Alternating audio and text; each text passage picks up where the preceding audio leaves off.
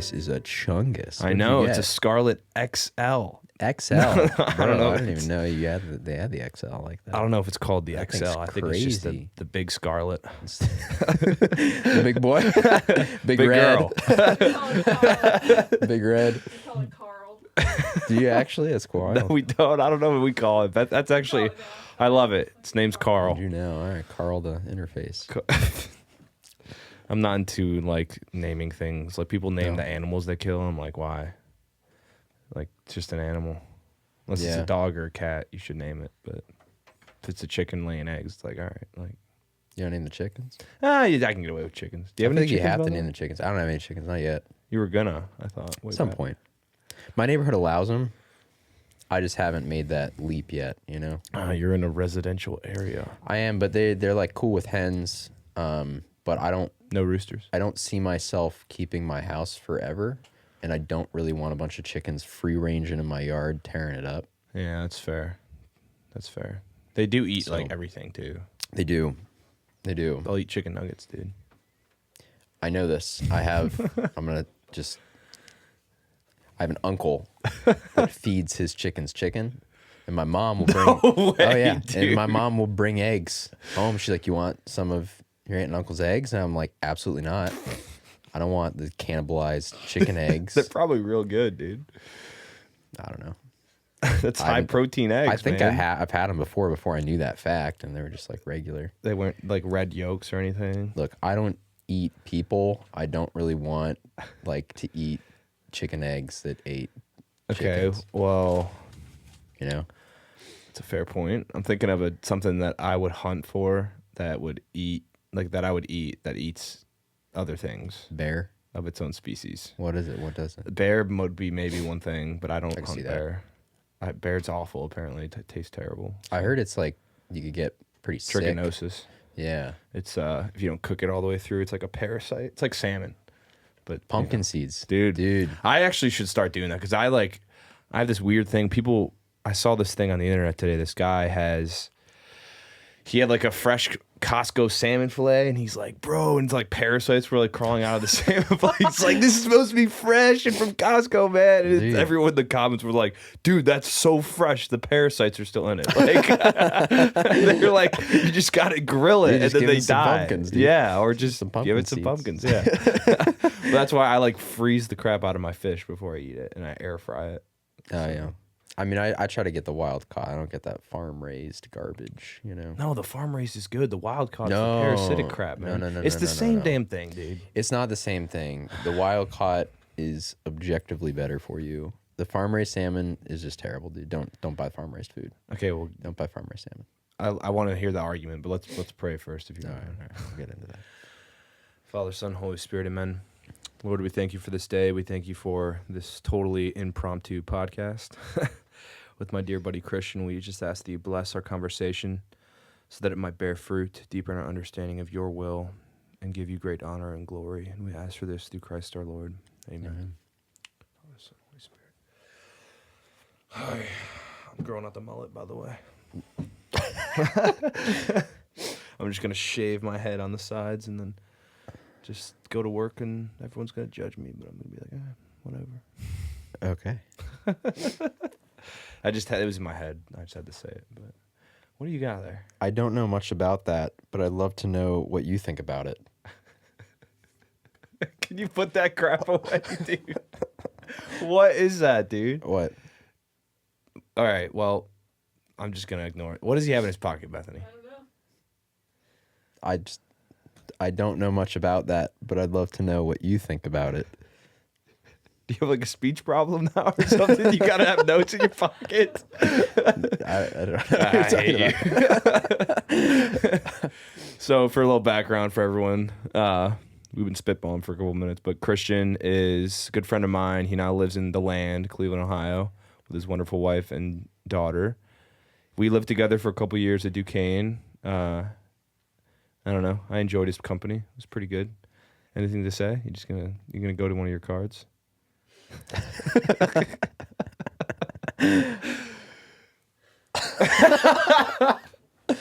No.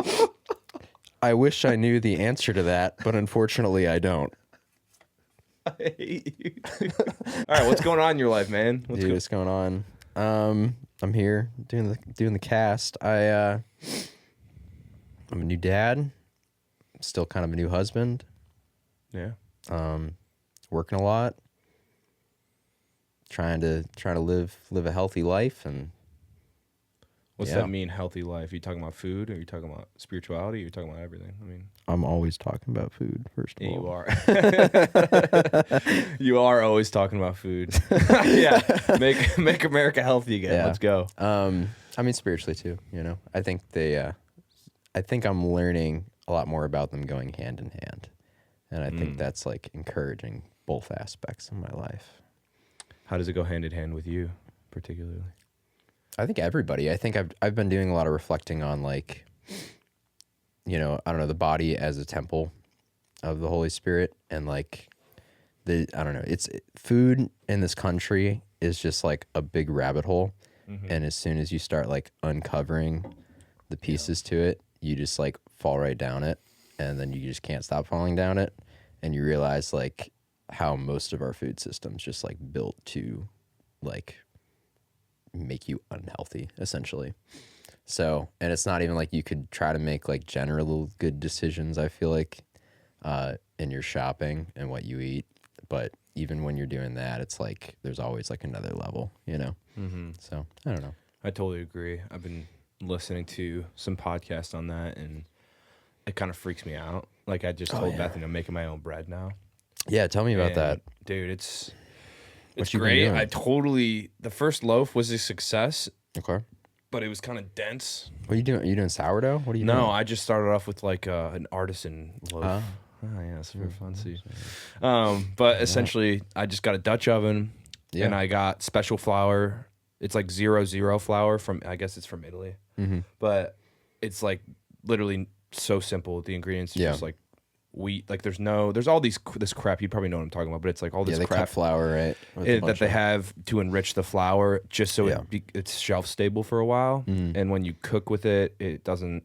It has all these other properties that's beneficial, but it's so bad for you. And actually, I think, in my opinion, it's what gives people allergies to gluten. And you have like, is it celiac disease or something like that? Celiac is like an extreme gluten allergy. Yeah. But I know people with that disease that go to Italy and they're totally fine. Or like other places, and they're like, no, I can eat pasta over there. I can eat bread. I can eat pizza, and I'm totally good. So I don't know. I don't know where that all started with the whole genetic modification of food, and the U.S. thinking it's a good idea to just destroy our lives with that. Well, I don't know. I think it's probably a lot of industry based, but also I don't know. There's also just a ton of people that need fed, and like you get higher yields from the GMOs. So I could like see that being a justification. Yeah, but there's a lot of countries with a bigger populace that. Look, I was giving you the softball answer. I don't want the softball. You've never known me to want softball answers, but That's I want to true. give you or I want to ask you, with the whole spirituality, like how do you think spirituality intertwines with being healthy? Well, I think it's just not just healthy. It's like food, right? Like, I don't know. We're Catholic. Like Christ literally gave us himself in the form of bread, and wine. So it's like a pretty epic thing to do. Like eating is like a part of who we are as Christians in that sense directly. Like God could have chosen any other manner that we would receive him, but we were receiving him through food. And I think that draws like a holy connection to it. Like we could have been made like plants, for example, and like photosynthesize or whatever, but like no, we're like made to eat, and we're made to eat other animals, and fruit and things of that nature. And it's like a gift. So I don't know. I've been thinking a lot about just like that, like honoring your body through that gift, I guess, and not like throwing away the gift of your body just because of the convenience of modern day foods. And I think there's like a misconception that like you have to spend a lot of money to eat like really healthy. But if you like really put in the work, you're kind of able to like dance around that a little bit. Yeah, that's hard because I feel like nowadays everything has its own. It's like pick your poison with food. You know, like you shouldn't eat fast food. It's obviously bad for you. But like you were saying, I can go to Costco and pick out 15 different things, and they all can be really bad for you, and everyone loves Costco. I love Costco, but it's like I'm I a got Sam's guy. like, yeah, I don't know. I would could be convinced to change. It's just the Sam's Club's closer to my house, you know. It's just the same. It's literally the same thing. So I've went to Sam's Club. I actually like Sam's Club. They have better. What's the steak? Not strip steak. Like the flat steak that used in like street tacos. Skirt steak. Yes. yeah. Leo and me grilled up some skirt steak the other day. Nice. He's a great cook. But yeah, I don't know. I feel like I was having this conversation with a friend of mine, and I feel like everything is about greed now. Like everything is a for-profit mentality. Yeah. Capitalism is kind of like that, and there's benefits to capitalism. But if you're gonna, have a farm, what's the most profitable way to maximize everything is to spray it with pesticides and have a higher yield, a quicker yield, and just rocket it out. And there's not a lot of farmers either. So you think about there's tons of farms where I live. Yeah, well, you live in literally. I live in the boons. Oh man, but yeah, I don't know. The food, that whole aspect of keeping the body healthy, I totally agree with. I think for me, it's more so about like exercise, and with exercise comes like eating healthy. Yeah, it's both and, right? I think it's like there's like a balance to life that can be had, and you have to have both. Like each is a good step, but like I feel like one without the other, you're still lacking. And like there's like all this research showing how like most all metabolic diseases just come from like your diet, pretty much, and your lifestyle habits, right? So exercise being a part of that as well. Yeah. Drinking, I feel like, is one of the biggest epidemics that nobody talks about.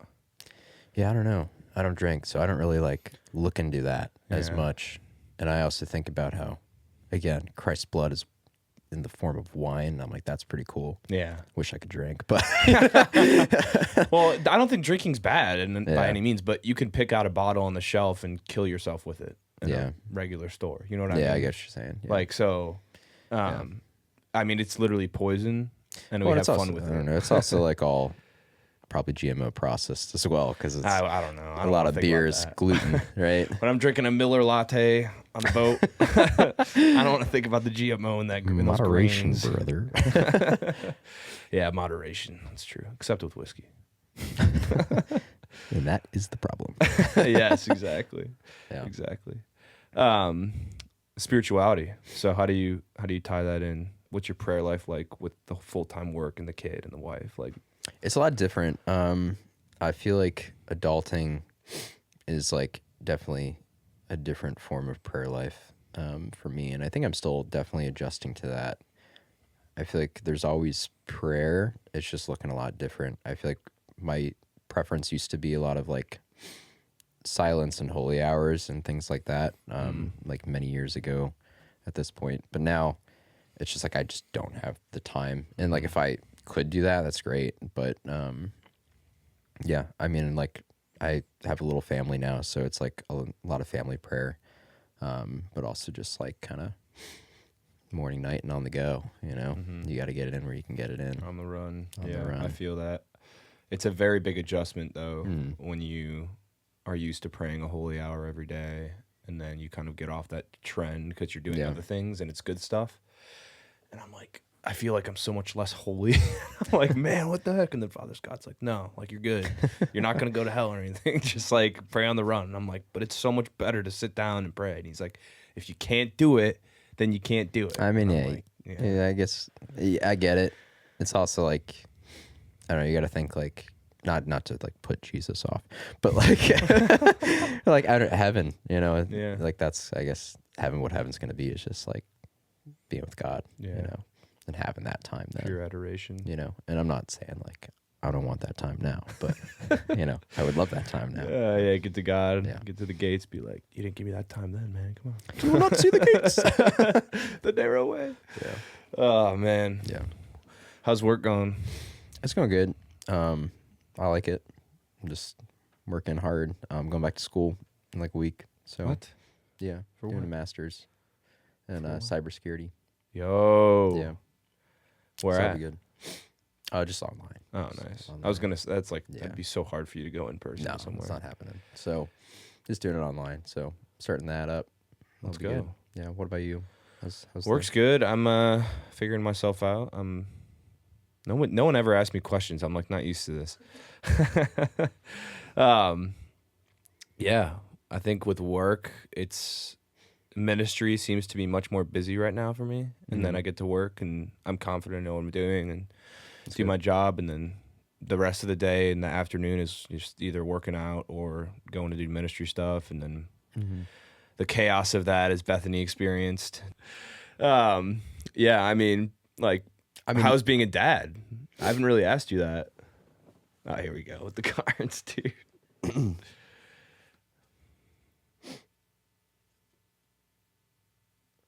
My beautiful, amazing wife makes it easy peasy.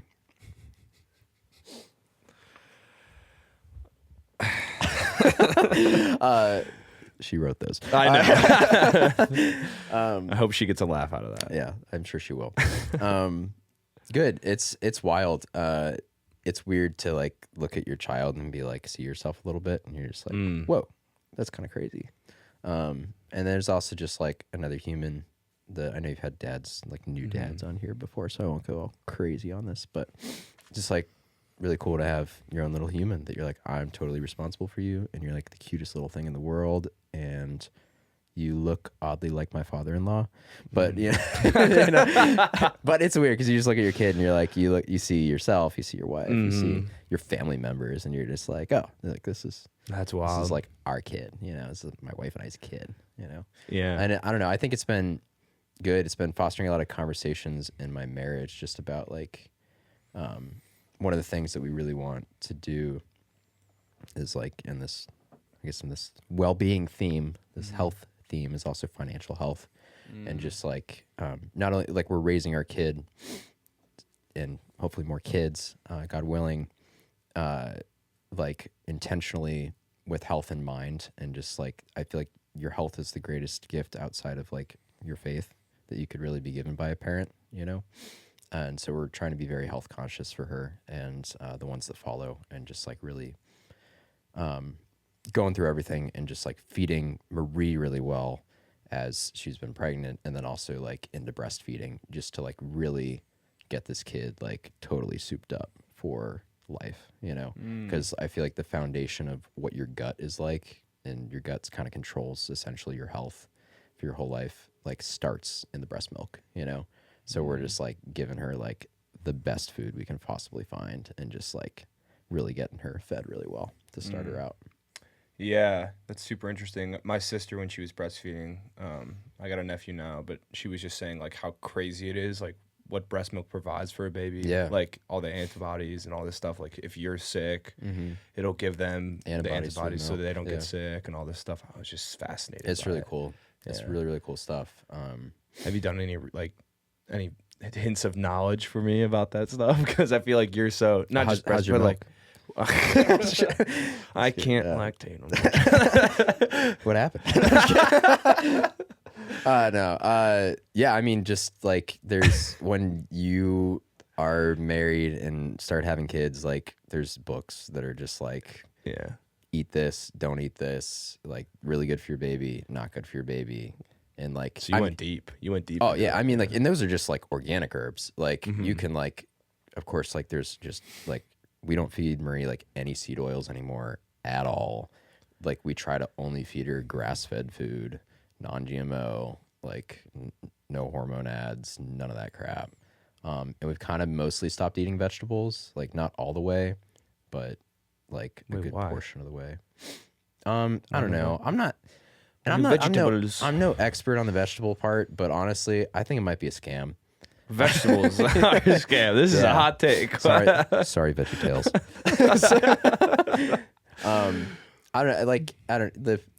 The plant produces fruit. Yeah. And the fruit's desirable. Why are we gonna go eat the stem? You know what I'm saying? Like, like the plant like builds up defenses within itself to like not be eaten by predators. You know, like I don't know that we should really necessarily be eating the plant. And also like people go carnivore. Like we're not carnivore, and they're fine, you know? Yeah. Like we still eat grains and stuff, and like I have this argument with a dietitian friend of mine all Yeah. the time, and I'm gonna send her this snippet because she's like her whole. And I actually kind of yeah. it's her job, so she's Sure. very smart. And I'm like, I mean, what I about love seed oils? And she's like, you can eat seed oils, you just can't eat them in excess, and then you're fine. They're all in excess everywhere is the problem. So you just Yeah. like can't really eat seed oils. Like your body can like tolerate it to a degree, but like, why are you even doing that? You know? Her whole thing is like a balanced diet, and I'm like, all I eat is meat and potatoes, maybe the occasional vegetable. Yeah, I mean, we eat root veggies, so we still eat like carrots and like. So you do eat vegetables, bro? Yeah, I'm talking like I'm talking like your leafy greens, Like some hashish or something, like kale and spinach and things like that, which like have good things in them for you. I'm not saying they can't be good for you, but I don't know. I feel like I'm getting all that from my meat. I'm not gonna lie. So all the I eat grass fed, baby. I don't know, dude. I got on the grass fed train a while dude. ago. The grass fed is in grass finished. It's the way to go. Grass finished. What do they put, like grass on top of the cows before they kill them or something? Like, what does that mean? It's actually the steak after. It's just a little grass seasoning. garnish. No, the difference is like they will have grass fed animals and they'll tell you they're grass fed, but they will finish them with grain to fatten them up.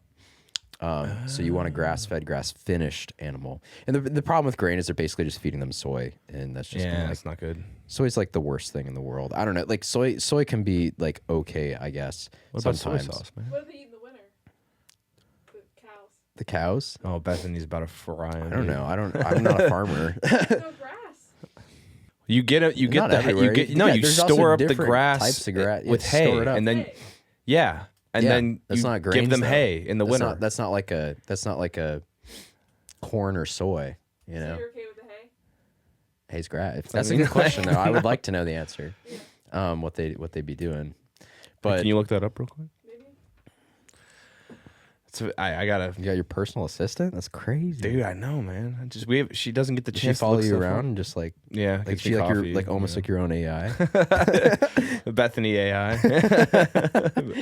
What, dude? AI is crazy about. I had this like Dude. I had my first AI conversation last yeah. week with a guest, and he was just like, "Yeah, man, it's wild. Like it's taking over." It And is. I'm It's. like, I mean, it's gonna be everywhere. It's not avoidable. I don't know. yeah.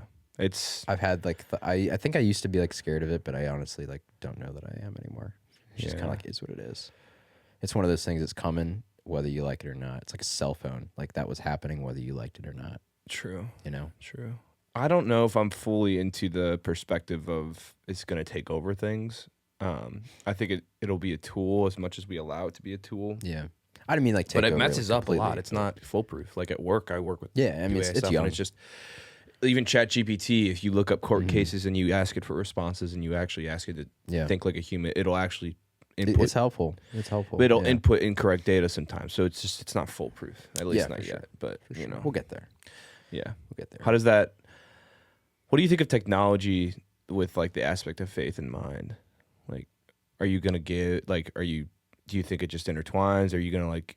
Would you give your daughter a cell phone? No, kind I of mean, like like, that argument. You know? I don't think that's like a faith conversation for me. I think that's again like a health conversation, and I think, so. That all goes back into the health for you. yeah, Okay. everything's back to health.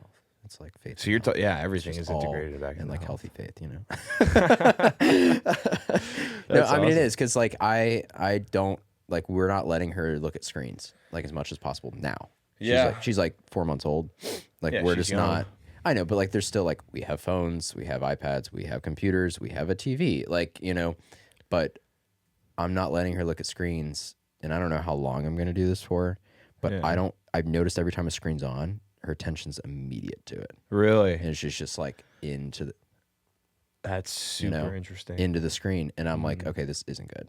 And it's, for me, it's like, and I've watched this with other kids. Like, I don't want her to form an addiction at an early age to a screen because we all have them now. And like, I know your and my jobs are like 100% on a screen, pretty much. Yeah. But like, we have those addictions now to our technology and our screens. If I can like gift her not having that for at least as long as possible, like that's great. But I grew up with a TV in my home, and I grew up playing video games at a very young age. So I don't know. I just don't want her from a super, super young age. I think of like myself, but I also didn't have like a tablet or a phone or anything like that as a little kid, you know, so my didn't either, exposure was a lot different than the kids today. So I don't want to like hand her an iPad or anything like that. I'm probably not going to do any screens before like 3 years old, not at all. And you think about it today, it's so common for parents to just give your kids Yeah. screens right away. And Yeah. I just am not about it either, man. I think I know my own addiction to a screen. That's the It's thing, like, right? Yeah. Yeah, and it's like I don't want that for my future kids. But Yeah. I think it's super beautiful though, how everything that you're doing for your daughter now has the element of like a continual gift, you know? Like that's profound because she's a gift to you guys, you know? Yeah. And I think like I was reflecting on this the other night, shower thoughts. I was The best, man. I was just like thinking about like how much of a gift from God like she is, you know, and like the best way I can give that back to God is like paying it forward to her, you know? Like what else can I do other than just like continue like try to be to my best ability the best possible parent I can be for her, you know, to like set her up for success in her life. You know, at the end of the day, like I want to be the parent that just wants her to be successful, like in whatever it is that she's doing. you know? Yeah. Well, people talk about, you know, like the whole generational curse thing. And it's like, I feel like the inverse is also true, like a generational grace that you can instill like through God Yeah, and your and kids. and you she's know? such a blessing, you know. And I just I want to do that like with her health. I want to do that with her faith, and I want to do that with her financial well-being, you know. And same for all my kids, you know. Yeah. And just be able to like hopefully give her a leg up in this world that I feel like is always behind. You know, Yeah. Do you guys like read to her at all? a little bit. We do like a Good Night Moon, and like you know the cute little baby books. And stuff. Yeah. My sister keeps reading to my nephew, and he's like speaking already, and I'm like, he's Yeah. young, and she's like, dude, you can do like babies are so smart. Oh, dude, like, she soaks it they in. they just absorb Yeah. everything, you know. She soaks it in. She started giggling and laughing a little bit now, so she's like, we're always just trying to get her to laugh now. So she won't laugh for me as much. She Oh, She no. laughs for Marie a little bit more, but I said, you know what, you just wait. I said, because from like years like 2 to like 16, she's gonna think I'm like the funniest person in the world, and then one day she's gonna wake up and be like, my dad is so lame, and it'll be over. So like, You think 16 it'll be over? no, I think probably like 12, but like no, I think she's gonna always think you're funny, man. I hope so, but we'll see.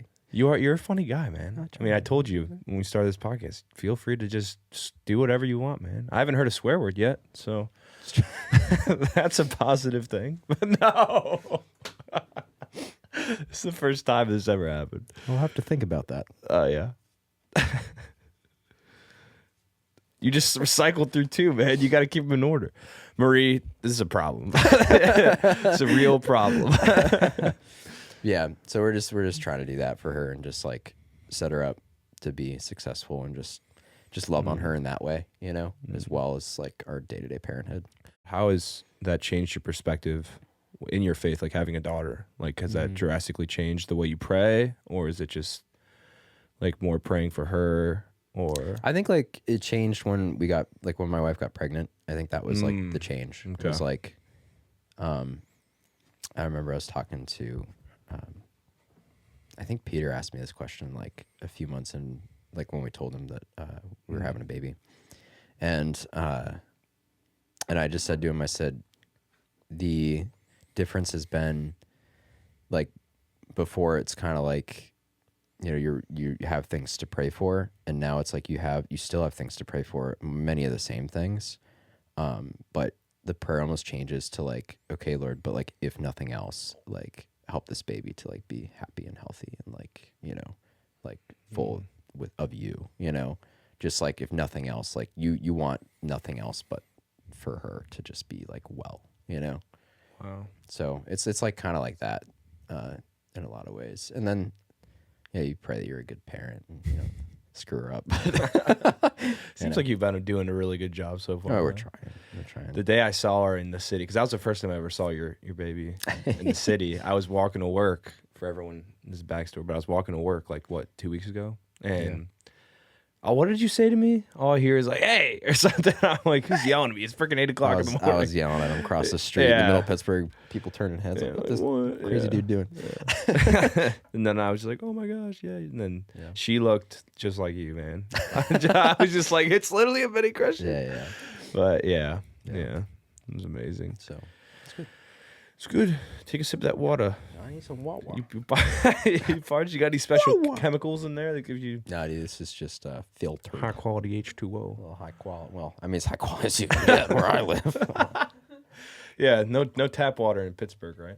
Look, I don't got a Berkey or anything like that, but What's a Berkey? oh, it's like this crazy. Enlighten me. It's like one of those things that filters out like all the stuff. I Really? think, and I think it's just like a crazy filter, and I don't know specifically what it does. I don't own one, but I'm pretty sure it like gets rid of like fluoride and like stuff like that too. So they put fluoride in your water, dude. Isn't that wild? Yeah, They say it's for your teeth health. You brush your teeth with fluoride. It's like poison, bro. It's not good. I was listening to a ex-CIA guy talk about fluoride. He was like, bro, we use that stuff to kill people. I was like, and then people are brushing their teeth with that crap. I'm like, fluoride free. I'll make a note. I used to get fluoride by There's like a couple fluoride-free brands of toothpaste. yeah, the Smile brand or whatever. I don't know. I was doing the charcoal Hello for a Fresh. while. That's a freaking Hello Fresh is a freaking Delivery you go to food eat. service. I don't remember what. I think I'm using Desert Essence right now.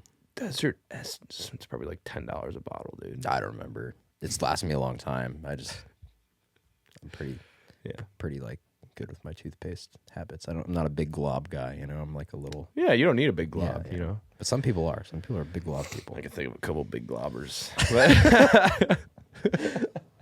I will not expose them, but I'm like, bro. I used to share toothpaste with my freaking brothers. I don't know why. Dude, that like grosses me out. I don't know. Like I did it too as a kid, dude. But like I won't even share it like with my spouse, which is weird because like we're married. But like, yeah, but I get that. I'm just kind of like, this is my toothpaste. That's always how you've been, though, man. You needed your own of everything. That's fair, though. Yeah. I mean, when we lived together, it was like, I think Jesse the other day was complaining about how much milk I drank. You're the reason I have a dairy allergy. Why? You didn't even drink that many. I did. You did? You kept buying the cheap whole milk from Giant Eagle, and I kept chugging it. So it was the first to go. That stuff was so good, man. Yeah. Oh my, I literally till this day I can't buy milk because I just drank it too fast. Yeah, you gotta get the raw milk. We're Just gotta keep going. I'm not triggered. I just Yeah. There's my boy Kieran. He was on the podcast. Is he on the raw milk a couple train? moons ago, and he's on like the total.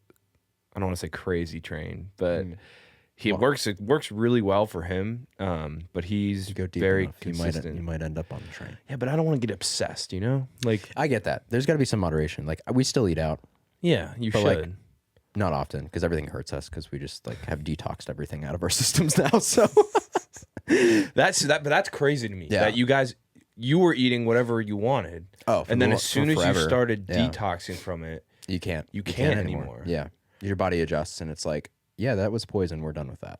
And your microbiome adjusts. So like, I don't know. Like I had like a really bad gut when we were living together. Is like when that started developing because I was eating like really crappy college food for a really long time. And I was also just like, I've always had gut issues. I just had a bad gut from birth, right? So that was kind of the crux of it for me. And essentially like I developed like toxic, like leaky gut.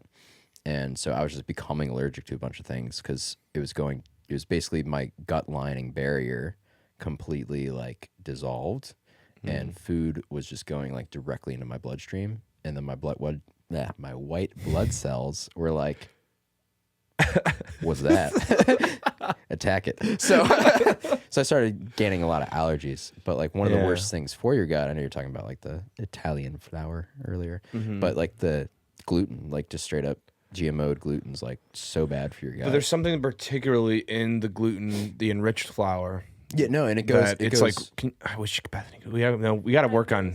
Yeah, we got to work on service issues here. But it's like something with an R, like ribosome or something. Yeah, there's a protein. It basically goes right up to your gut lining, and it just holds the door open for everyone else. And it's just like, come on in, brothers, and like just like ruins your gut. So Yeah, we still eat grains. We'll eat einkorn flour, which is like a Corn flour. it is a it's not gluten free, but it's a different type of gluten.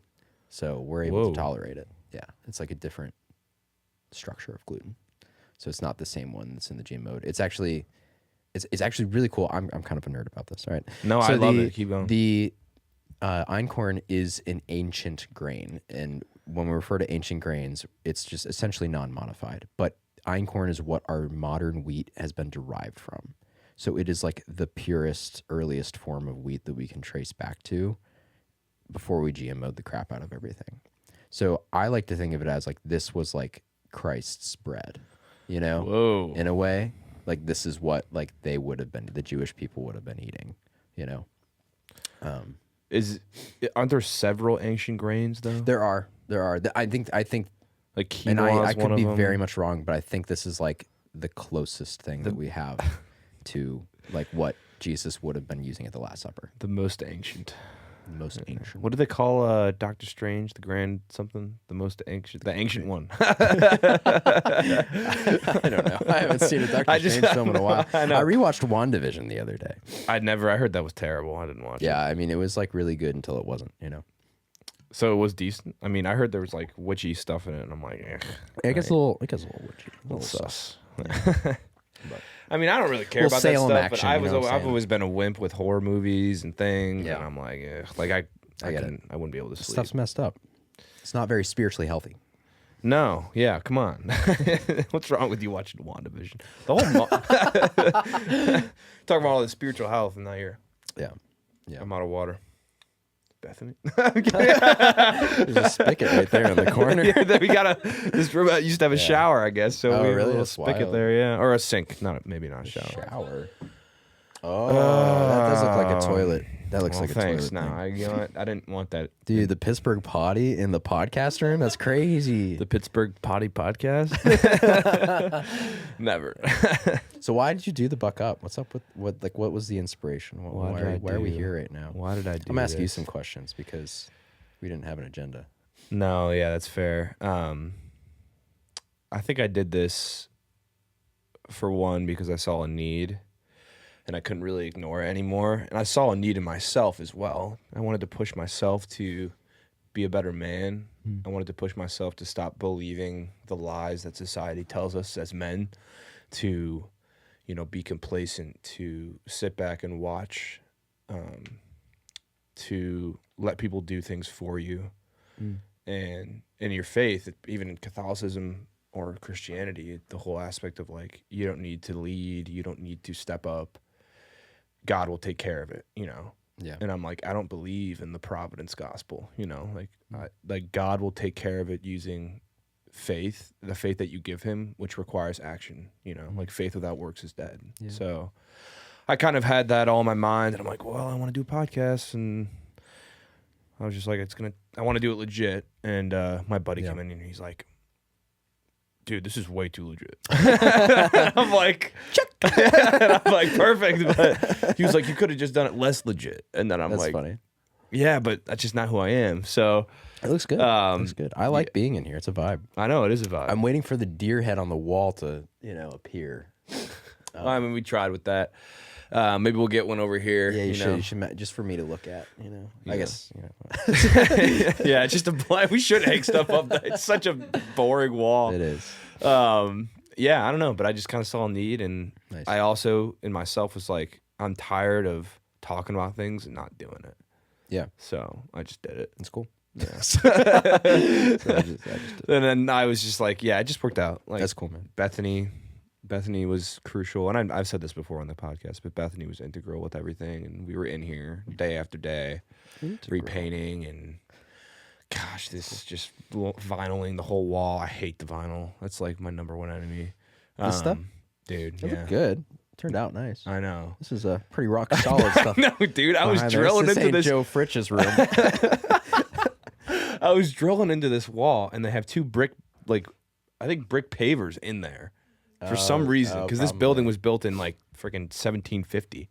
Yeah, dude. So I was drilling to get an anchor into the wall to hang the sign and these shelves, and I hit brick, and I'm like, shit. I'm like, I tried to drill the brick, and Yeah. I'm just like, it's not good for the drill bit, but Yeah, I you got gotta it. It hammer worked drill. out. So All right.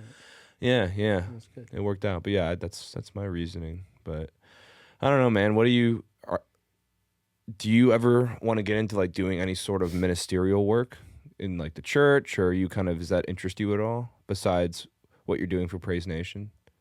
Yeah, I mean, Maybe it's doing your own thing. Are you still doing your own thing? in a way, I feel like I've just like been in a different season of life. Like when we left Pittsburgh, like I kind of left a lot of that behind and intentionally, to just kind of like retreat in a way, like take a break. And it's been interesting. I felt like my faith, like growing up, was like very much one way, one view of God, and like very simple. It was like a simple like faith, I guess. And coming to college, I feel like the doors kind of opened in a way, and I've experienced God in a whole new way, which I needed, to deepen my faith.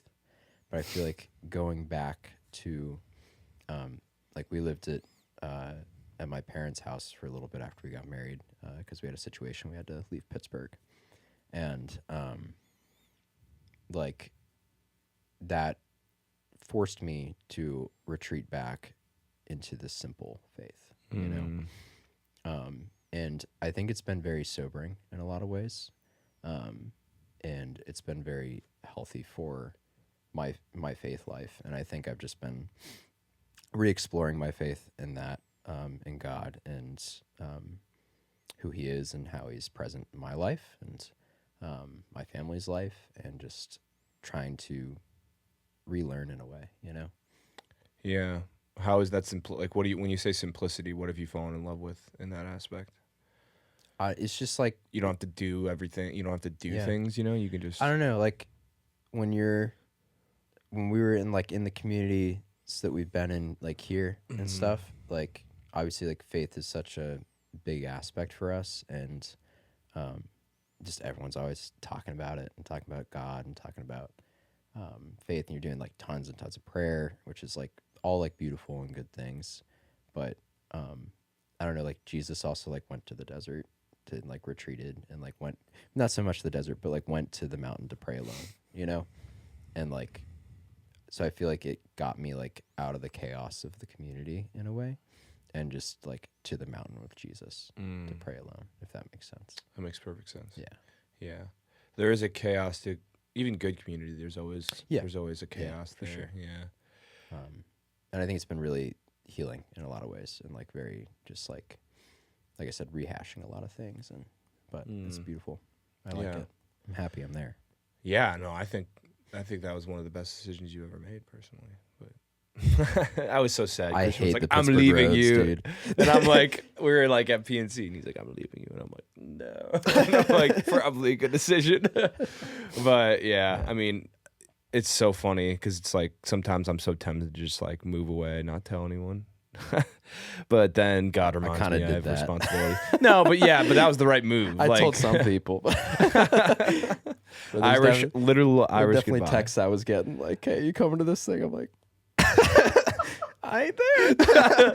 I am not even close to you right now. Yeah. Yeah. So, What are your thoughts on the whole political climate? Like, how do you bring that? Like, how do you calculate that into your faith life? the political climate. Like, I wanted because it's hard for me because I actually like I'm trying to quantify, or I don't know if that's a good word. I think I have a lot of friends who are so obsessed with politics, and I'm like, and I wanted to ask you this question because I like think you have a good perspective on it. But he brings out the cards, man. I'm gonna get pissed. But yeah, I mean, how do you do that in your own life? Like, is it kind of obviously Catholicism first, like Catholic first, and then like do you just base your whole like political viewpoints off of that? Because I feel like a lot of Catholics struggle with like I'm either ultra conservative or ultra liberal, and then like the church's teachings fall under that thing. Yeah. That's classified. I'm just kidding. Yeah, so I don't know. I think I think it's just a seeking of truth. And I think like ultimately like in a like highly charged political climate, like you have to decide like you just pay attention. Just like prayerfully pay attention. And it's just How many like, people are prayerfully paying attention though? People are paying attention, but I don't know if they're sure, prayerfully doing that's it. what I'm saying. And you just kind of have to like, I don't know. I found in myself like I've enjoyed like, you know, I'm rather conservative of a person, but you just have to look at the crazy and just be like, that's literally crazy. Like no, seriously, like you call it what it is. Yeah. Like instead of dancing around it, that's why I love Ohio. Instead of dancing around it, it just is what it is, and you have to call it for what it is, and you can't dance around that. Like, I feel like the liberalized climate is very dance around everything and don't actually call things what they are. It's undefining. So like, it's just a matter of like going back to like the truth in Christ and just be like, okay, like where I know what truth is, I know what that looks like. That's wacky, you know, and like that cannot be true, you know, and you have to do both. Like I've been doing both, like in my own like faith experiences, right, and also in political climate as well, and just like, okay, like, you know, no candidate, no party, no one's going to be perfect and no one's going to bat 100, right? But okay, at least you stand for something that I can get behind for the most part. Yeah. Like, I don't know, I'm wearing this hat, but like clearly like the whole health aspect of RFK's thing was like really attractive to me because he's very well read on all of it. Yeah. And like, I don't know, I feel like too many people look at the fallen nature of man in candidates and go, well, this guy's known for this, this, and this. And they do an analysis based off a track record of their sins instead of like looking at what they're trying to stand for now. And Jesus makes everyone new. So like, why can't our politicians be made new too? Woo! No, yeah. I don't know why that point kept going in my mind. I'm like, all right, I'm just going to ask Christian about politics. But yeah, you didn't disappoint. No, but I totally. Going back to that like desire for truth though. I mean, I think that in my own life, I saw like political candidates and I saw elections and I saw so much obsession, and I'm like, the only exception, like why it's like intrinsically addictive to be obsessed about like someone doing something you like, and also someone doing something you don't like. You could be equally obsessed with both the things in the climate of politics. And I'm like, I see my like dad getting pissed at Fox News, and I'm like, dude, chill with it, you know? Like it's like it's God, like God's in control, and yes, we have to take action, but it's just like at the end of the day, it's like, man, like I think I've seen a lot of Christians fall into like a false piety and like a false humility politically, and in the stance of like, well, yeah, I mean, like I just, you know, stop voting one way or the other, like vote Catholic or vote Christian, like it's, or like just like even just like a falseness of like, oh, like I don't pay attention anymore. And I don't know, it's like I feel like you live in this country, it's your like God-given like right and duty to like pay attention, you know? Like I feel like that's been a lot of growing things for me in the last year. It's just like, hey, like, and I'm not like on X every day, like reading up on what's going on with Doge, you know, but like Doge died. I know Doge died, but you know what I'm saying? Like, I'm not like trying to be that. But I'm also not trying to be stupid. You know, I don't want to be stupid to the politics. I don't want to be unaware because I'm just following Jesus. You know what I'm saying? Like, I want to follow Jesus. Like, I feel like that's a Christian stance a lot of the times, and I would rather like follow Jesus and like pay attention through the lens of Christ's eyes. Yeah, participate in our rights while following Jesus, you know, but letting Jesus lead is the whole point. Well, in this country's a gift, right? And like, yeah, exactly. Your country, wherever you live, like in a way, is a gift. You know, some are curses, but you know, you know what I'm saying? Like, you have to like be willing to like, you know, own that a little bit. Like, I own land here. Yeah, I got a stake. You know, yeah, I'm a landowner. That's wild. Which means I own part of the country. Like, you know, like what percent? Very little, very minimal percent. Oh man. A large percent in my neighborhood, turns out, but Oh. a very small percent in the rest of the country. Oh You know, yeah, you know what I'm man. saying? Like you're a landowner, so like you're an owner of the U.S. You know, Yeah, so you're obligated in some sense. I think so. Yeah. I think so. I think that's a good point. I think you're definitely obligated, and I think our faith drives us to be even more obligated Yeah. for the sake of truth itself. You know, Yeah. like And, you know, I'm not like on the street going like, you know, yelling at people or No. converting them to a political side. no. But it's weird because there's been an uptick in a lot of like young men, a lot of young women going back to church recently, and Yeah, it's beautiful. And I was thinking, I'm like, man, and even an uptick in, I hate social media with all my life. It's like so addictive. I'm like, what am I doing scrolling? Do you advertise this thing on social media? Yes, that's a problem. It's not a problem, but one of these days I'm going to just, Bethany, you're in charge. Just kidding. Podcast will die. Let it die. Yeah, man. But I've seen it, and I've seen it in the young adult community, and I'm like, can we just stop being obsessed with what we perceive the truth to be, and be Yeah. obsessed with what we know the truth to be? You know, like what Yeah, Jesus has already told us, and there's so much freedom in that, in Yeah. my opinion. There So, is. Yeah, I mean, it's like don't overcomplicate it. Like God's simple, we're the complicated ones, and it's just like I don't know.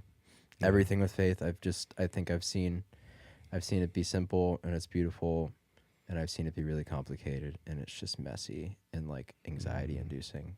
And I think that's the sobering part for me, going back to the simple. yeah. You know, Why do you think anxiety is such a prevalent thing, like nowadays, especially young people?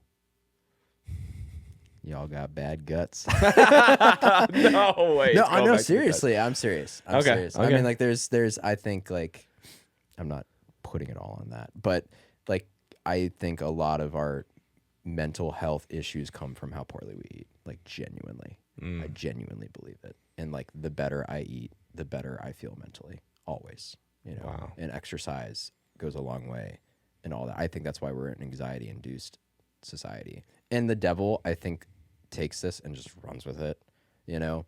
And like mental health issues are a real thing, but I think like, and I'm not saying like there's not, of course, cases outside of food, but like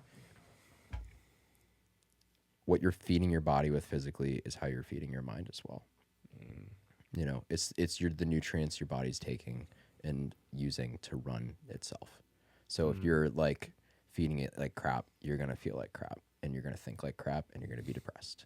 But if you're feeding it with like good, healthy, whole foods, you're going to feel a lot better. So expensive. Doesn't have to be. Fast food from McDonald's. Oh. Terrible for you, man. Dude, they took a grant from the Heart Association, and they got rid of the tallow, and they replaced it with seed oils, brother. Wild, because apparently tallow's bad for your heart. It's a lie. Well, it probably, the way they're doing it, it's probably terrible for your heart. Just deep a vat of tallow with some French fries. It's Dude, like, we love yeah. tallow, dude. Yeah, tallow's great. We're in tallow moderation. people. Everything's moderation. My wife uses it as a moisturizer. It's great. Wow. Yeah, we're like That's total- impressive. total That's like total animal-based homestead, people. dude. We're trying, man. One step at a time. One Hey, step at a time. once you have cows, I'll call you legit. All right. Once you're on a horse and you're Yeah, roping I some would steers. love to own a cow. I'd love to own a cow. Not a milk cow though. Oh, not a milk cow. A meat cow. Yeah, dude. We don't really eat. We don't. I mean, we both have dairy allergies, so like we don't really. Have you had raw milk before? I have, and like, I don't know. Like, it's the one thing I haven't like jumped on the train yet. I'm just like maybe not there yet. I don't know. Did it do anything to you? I felt okay. I feel like I felt okay. Felt better than if you were to have like a thing of ice cream. Yeah. I mean, I can't eat ice cream now. That would kill me. But yeah, I don't do that. I don't do butter. We do like a lot of coconut milk, and like coconut's like one of the best things you could eat ever. Ugh. If you don't like coconut, I mean, your funeral. But like, Dude, coconut's so good Hey, for I'll you. die when I die, right? so we do coconut milk, and then we do like ghee. Ooh, ghee. That's Yeah. clarified butter, isn't it? Yeah, but it's just the animal fat, so there's no milk solids in it. So Whoa. safer. I'm learning so much safe for my from this tummy. food episode. Safe for my tummy. Schaefer for the tummy.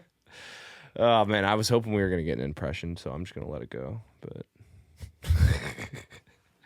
I haven't done them in a while. I don't do them for the kid. I don't want to freak her out. What? She doesn't know what any of the things are. What am I going to do? Do an impression, and then she's going to see it on TV one day, and she's going to be like, "Man, I'll be Joker, you be Batman." Batman for the baby. Yes. One day it'll happen. Yeah. One day.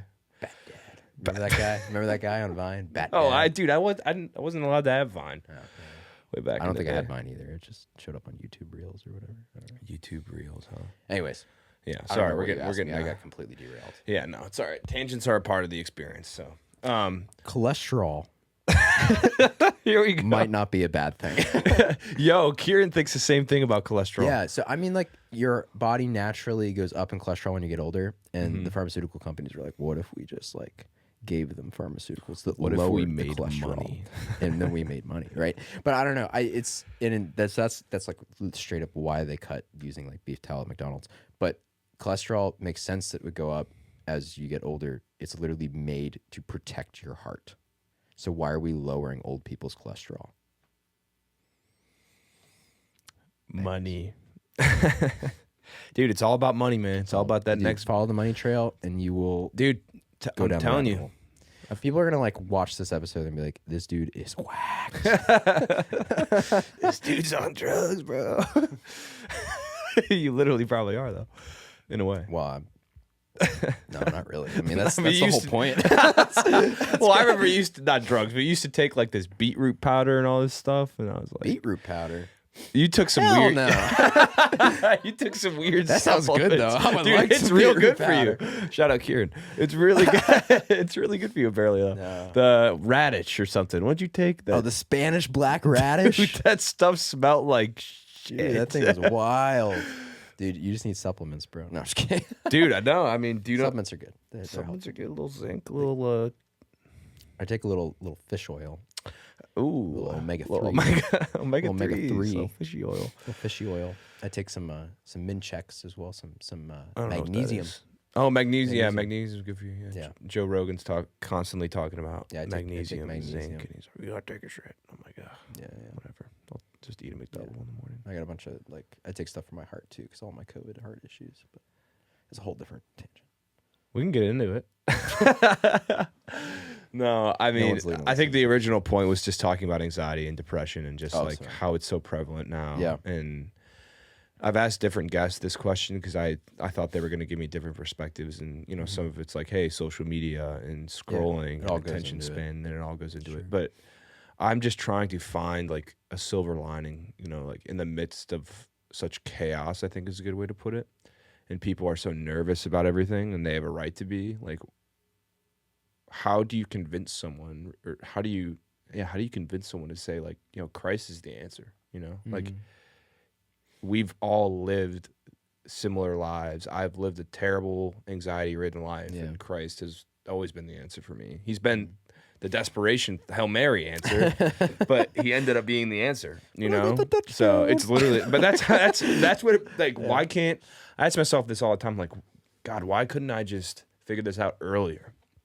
And, you know, it's a stupid question, but I think Christ is always just like, yeah, like, I am the Hail Mary, and it always works. So Yeah, I mean, I think it's very helpful. Obviously, like, I think in a lot of my life struggles, right, Jesus has been the answer. Not to be like that guy, but like, no, but yeah, but yeah, Jesus is the answer. it's Like, corny, but it's true. I don't know. At the same time, I feel like Christ is obviously like the ultimate answer, but you also shouldn't shy away from like practical everyday answers too. You know. Yeah. And like, I think it's both and, right? Yeah. And it's like, Christ, I need your help, but I also need to like be smart. Yeah, but I Like, think with the way Christ. I I go, think like, Christ. and not spend all day scrolling on my phone. You know what I'm No, saying? You know what I'm yes, saying? yes, Like, but I think yeah. Christ helps helps to give you the virtue of moderation with those things. I totally agree. So yeah. you can't be obsessed with, because you can be obsessed with like good things, like Mm-hmm. practical things. Like I could be obsessed with the gym or going to the gym 7 days a week. It would not be healthy for me to do My that. Bitcoin investments. Yeah. Do you actually have Bitcoin? Just a little bit. Oh my gosh. That's whatever. It's for a fine. different episode. Yeah, but your Bitcoin made me choke. Choking on the Bitcoin. No, yeah, I agree with you. I think it's always both and I think I've found so much peace in Christ in my life, right? And like I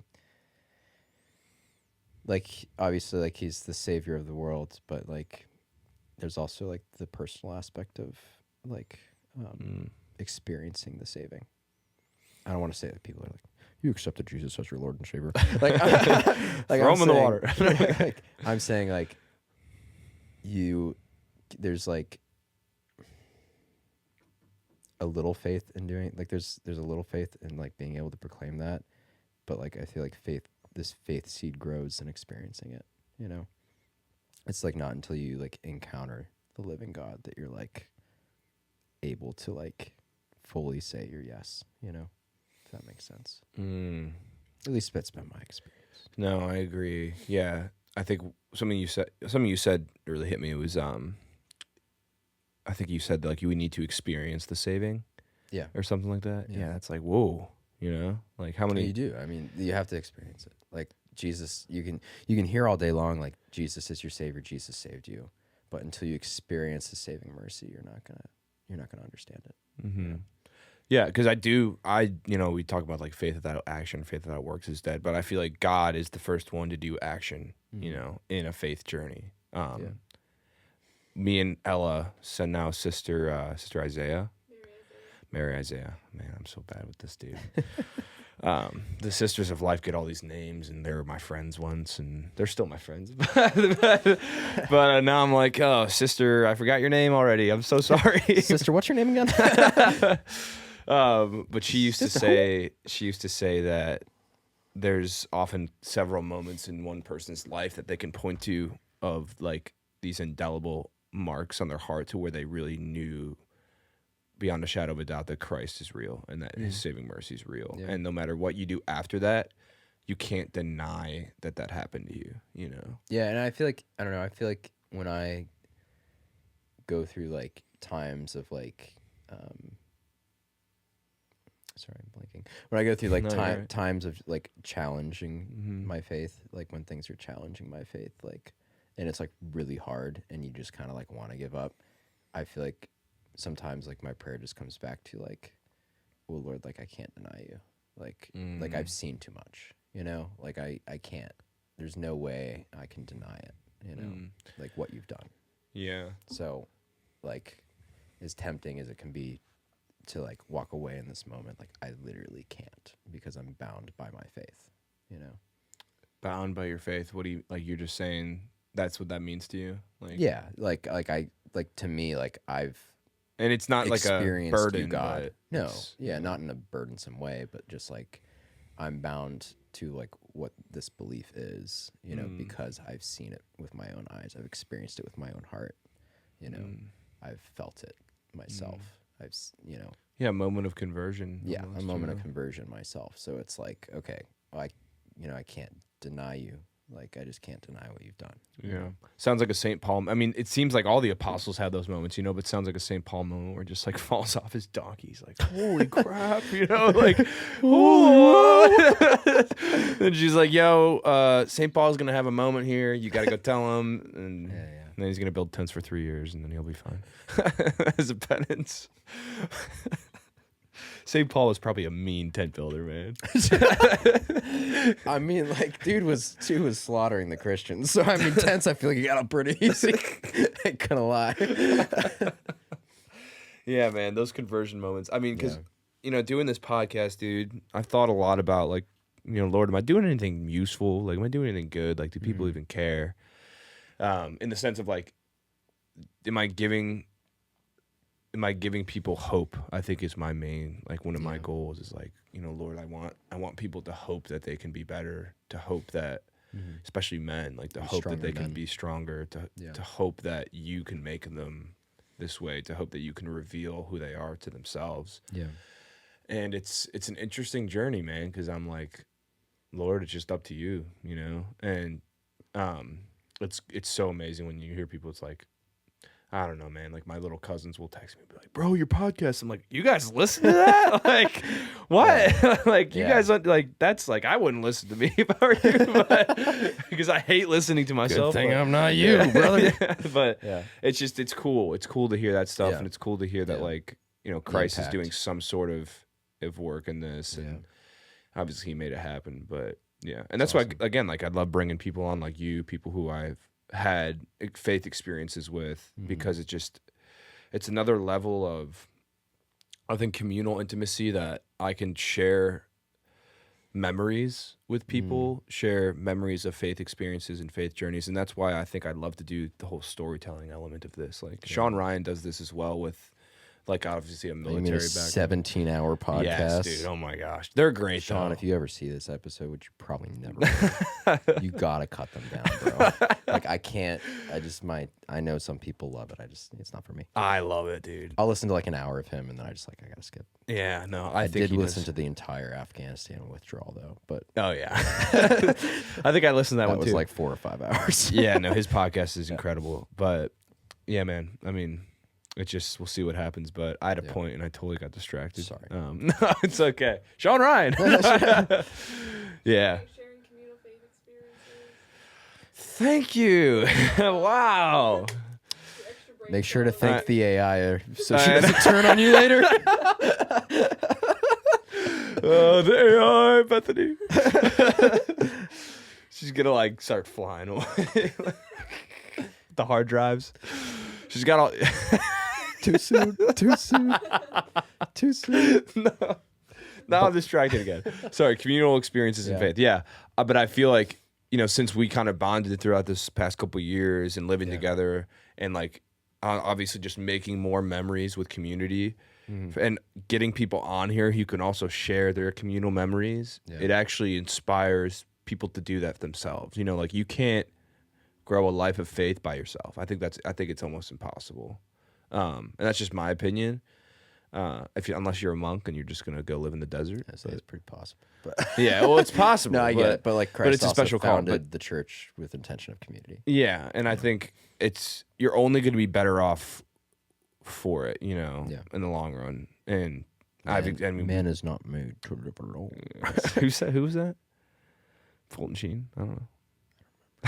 Like God in Genesis is like man shouldn't live alone. Oh, so it was God. Eve. And then he just Yeah. sleepy, sleepy. Give me a rib. Give me that little rib. Give me that little rib. Why did I think of a big rib, dude? You got fast food in my brain now. Yeah. This is such a fun episode, man. I'm just What's like your favorite like communal memory that's like appropriate to share? That's like the one a faith deepening memory for you, just like in whatever community. That's a good caveat as far as appropriate to share.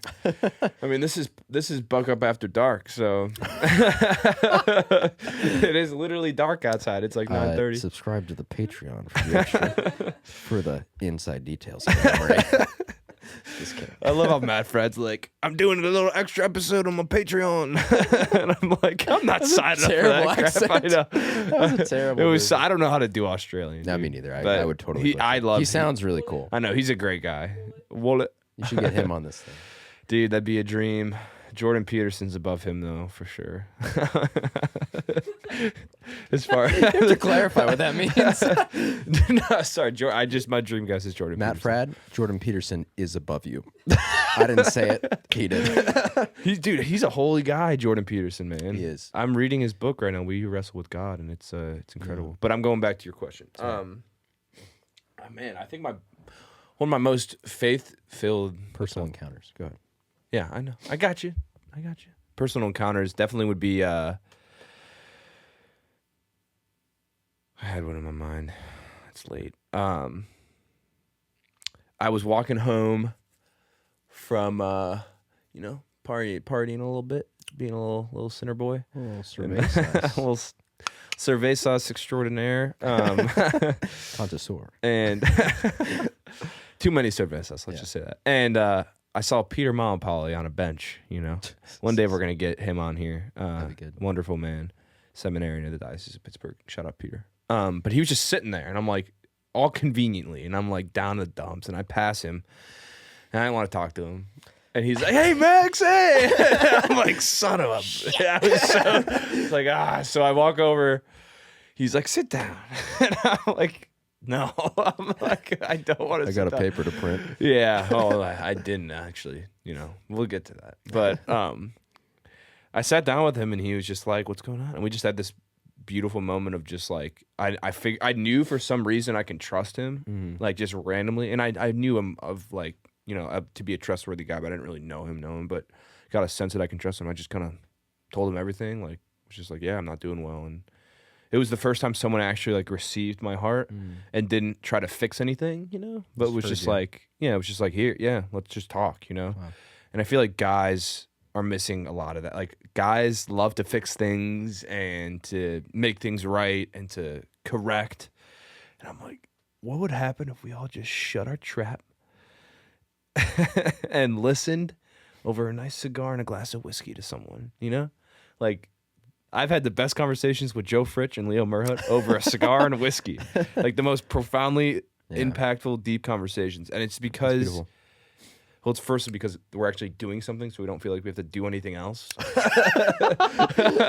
Like, we're smoking, so we actually have a task in hand, so we can listen. But dude, that's so real though, because I will straight up. This is like no, it's okay. Super losery of me, but I will play Fortnite with the boys just to hang with the boys. It's like my hang time with the boys. But because I'm focused on the game, we can just free flow the conversation, no blockers. It's just like.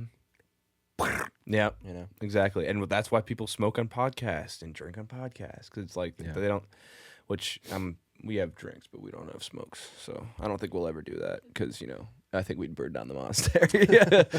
And then I'd run. No, but it was the Holy Spirit, I promise. The podcast was on fire. Put that cigar out. Yeah, but I'm a firm believer of, like, I think men need to learn how to have honest, fruitful conversation with each other in vulnerability, and be okay with nothing coming out of it. Yeah, does that make sense? Yeah, I think I've been like working on wanting to be a better listener, like to that point, because like I'm a dude, I'm a married dude, So the wife goes, "Here's the problem," and I'm like, "Here's your solution," and she's like, "Can you just listen to the problem?"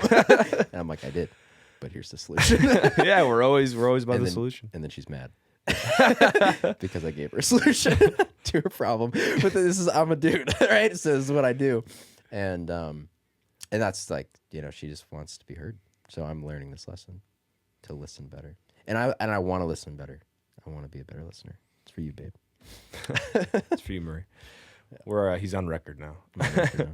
I need one of your cards for a response to that. Well, my wife is much funnier than me, so she would have a better response to that. Ah, yes. I'm gonna, plead the fifth on that one. You're a pretty funny guy. I don't know Marie as well as I do you, but she's also very funny. So that's all I'm gonna say. Yeah. But yeah, man, I think that's like another reason why I started this podcast. Just like, let's just have honest conversation. Like, for once, like, let's just let's not overdo everything, And I think I overdo it sometimes in this podcast. But it's just like, let's just have honest conversation. You get those friends that will like call you and be like, "Hey man, how's your heart?" And you're just like, "Why are you asking that question?" Hey man, how about you shut up? I'm too busy right now. Think about it. But I think I always appreciate like those calls, right? Because it's like, oh, this is like another dude that's like actually like wants to know like how I'm doing, and then you feel really bad because you didn't ask the question first. Well, I mean, what are your thoughts on the whole? I think as men, I actually think we have to have a lot of emotional prudence, even though we're not like we're less. What do you mean by that? What do you mean by the prudence? Like, prudent in what way? I'm trying to choose my words carefully here. Prudently, yes. Well, I guess it's. I think as men that people have this stereotypical view that we aren't emotional at all, or it's like if we are emotional, then we're not being masculine. Okay. And I disagree with that completely because I was raised to be like, to You are a very emotional male. yeah, but I wasn't raised that way. I think that's just part of who I am. Yeah. And I hear guys all the time, like, hey, I was raised not to have emotion. I was raised to like, just get things done, to do things well, Yeah. to not I'm like, yeah, like that's all good, but like, if you want to relate to Christ as a guy, Yeah. you have to fall in love with him. Yeah. You have to have emotion towards him. You have to like show him your heart, or else you're never gonna have that faith experience. You're never gonna end up following God in the way that you want him, like you want. Like it's you're never gonna get the fullness, And I think the beautiful thing in the Gospels is like you see like Jesus weeping, like a couple times, right? Like he weeps over the death of Lazarus, and you see his anxiety in the garden, and like things like that. You see these extreme emotions of Christ laid out in the gospel, and I think that brings a lot of light to that as a man. Because if you're trying to follow the guy who literally laid the path to be the ultimate man, and you get to see that he's also like vulnerable in those ways, like in experiencing Jesus and prayer, like that opens up in your heart to see like your main example of Christ is your main example for manhood. Then why wouldn't you follow in those footsteps as well? Well, I think fear, man. It takes a lot to break free of a father's example. Yeah, that's fair. And I mean, yeah, I think that's just true in general. Just how potent a father's words are to his children, particularly, and how much it affects a son, particularly. And it's just like I have friends who are like, yeah, like my dad doesn't ever show emotion, and I'm like, that's fine, but like you should like it's not a bad thing, and it's like but you don't know what to say because you're like, because I think I had to figure that out myself. Yeah. But at the same time, it's like I think God's the only one who can really show you how to be prudent, to our original point, to be prudent with that emotion. Because I think over emotional men are Eating too much soy. yes, and other things. Sorry. Over emotional men. I was thinking of the oats or whatever, the oat finished cows. And I couldn't think of it, so I just said other things. But May I have some oats? sure. No. But yeah, I mean, I think as a man, whether you're raised to be whether you're raised over emotional or under emotional, God can always like redeem that and train you to be the man you're called to be. Yeah. So you can actually lead, Yeah. So I think, that's just my whole viewpoint on emotion is like, it's such a beautiful gift, but Christ was the lion, Christ was the lamb perfectly at the same time. We're supposed to be like Christ. Obviously we can never be Christ, but we're supposed to be called to be like Christ in the lion and the lamb. Yeah. Too much lion, not good. Too much lamb, it's good, but it's not best. It's like depends on how that lamb's coming out. Yeah, exactly. So is it a little rare or is it well done? You know what I'm saying? Yeah, but I'm really that's one of my big things. It's like let's figure out how to be emotional for the sake of leadership for one, and for the sake of teaching. Yeah. So yeah, I think it's important. I think one of the things I've been learning through all that is like I've been learning how to be a husband for the past like year and a half. And now I'm learning how to be a father.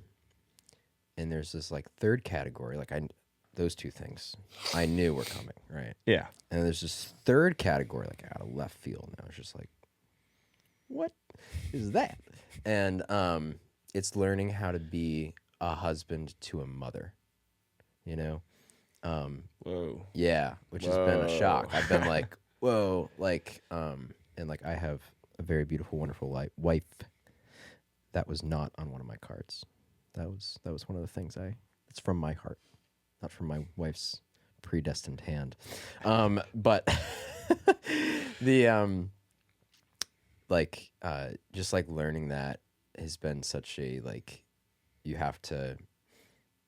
There's just so many levels to marriage where I'm learning like, okay, where do I as a man with my emotional needs like like take the back seat, or like where do we need to discuss things, or like where, things like that.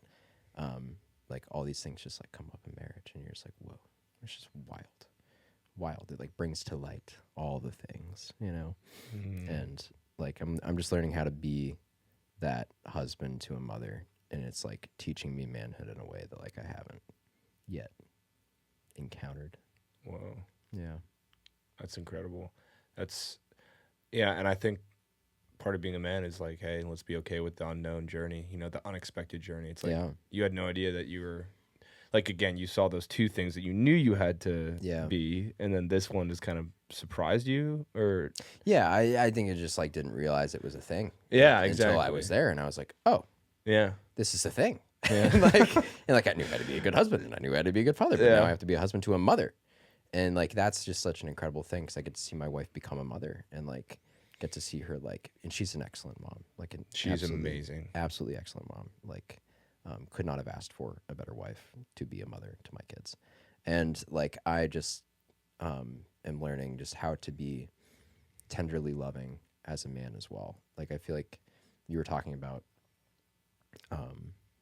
the prudence of like not being over emotional, but also just like where is that emotion charged, and like being like a tender husband and like loving husband and patient husband and gentle husband is like all those places where I feel like I'm trying to put those emotions, It's very difficult. Yeah, you're making it sound so serene, and I'm like, oh yeah, it's just like a cloud. Just vibe, bro. Chicken Joe. Just anything you need, baby. Whatever you need, baby, I'm right here.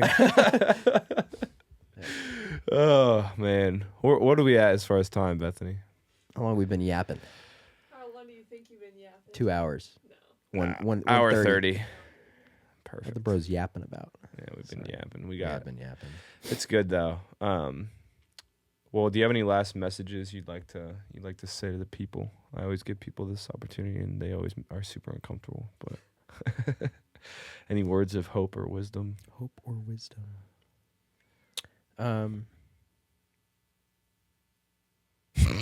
Pull out a card. No, you almost said hope or wisdom in the Kermit voice. I was like, hope or wisdom. No, I wanted. No, never mind. I was gonna.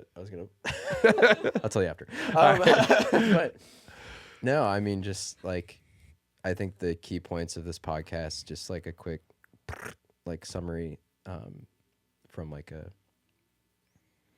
faith perspective, has just been like Christ is the ultimate man, and just like read and learn how he is that man, how that plays out in the story of the gospel, and encounter him there, like in your manhood, let him be your example if you never had a good one, and if you did, let him amplify that even further, and it'll teach you everything you need to know.